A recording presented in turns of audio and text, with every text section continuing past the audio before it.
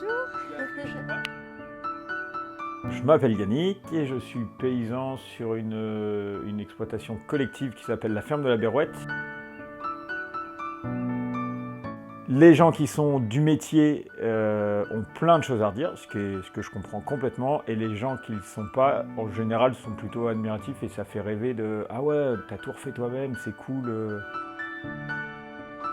C'est surtout autour de l'autonomie. Ça veut dire, moi, ce qui m'intéresse, c'est d'avoir construit la maison avec mes petits moyens, avec l'huile de coude. J'ai gagné en expérience et surtout, pour moi, ce qui veut dire écologie, ça veut dire des matériaux du coin. Si le chanvre, il a fait 250 bornes pour venir et la paille, elle est produite à 2 km, la question, elle se pose même pas.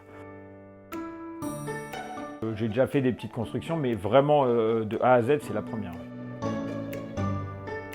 Alors, comme on est dans un milieu paysan, petite paysannerie militante et tout, oui. Et il y a aussi du coup les copains qui sont de métier, des spécialistes très très pointus, et du coup, c'est quand même deux trucs différents.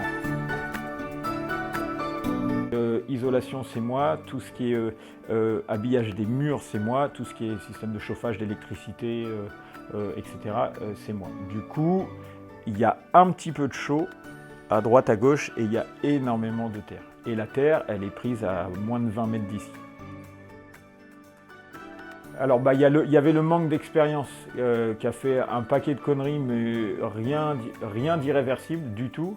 La rénovation, c'est compliqué sur du vieux bâti parce qu'il n'y a rien de droit. Il y a la difficulté d'aller chercher des infos chez les copains spécialistes. Plus on a d'expérience, plus on sait se positionner. Moins on en a, plus on a tendance à suivre ce qu'on nous dit.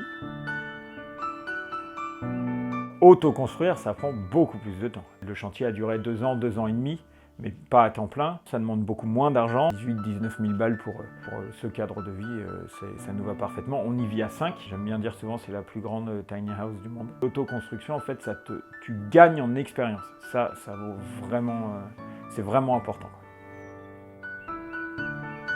Ah oui, complètement. On va faire une construction qui sera le lieu d'accueil public sur la ferme. Dans l'idée, on démarre de A, on va jusqu'à Z. Ça veut dire qu'on fait nos fondations, nos murs.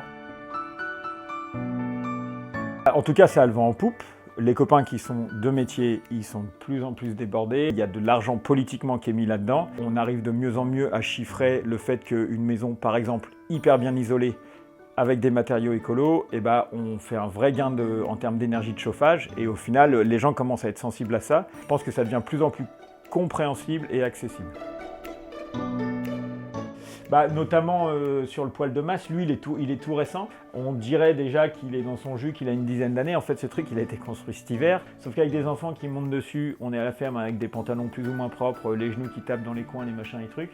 Il a vachement changé de couleur. Quand les gens y viennent, c'est important de montrer un truc esthétique pour donner l'envie de refaire. Voilà. En tout cas, les enfants, c'est destructeur.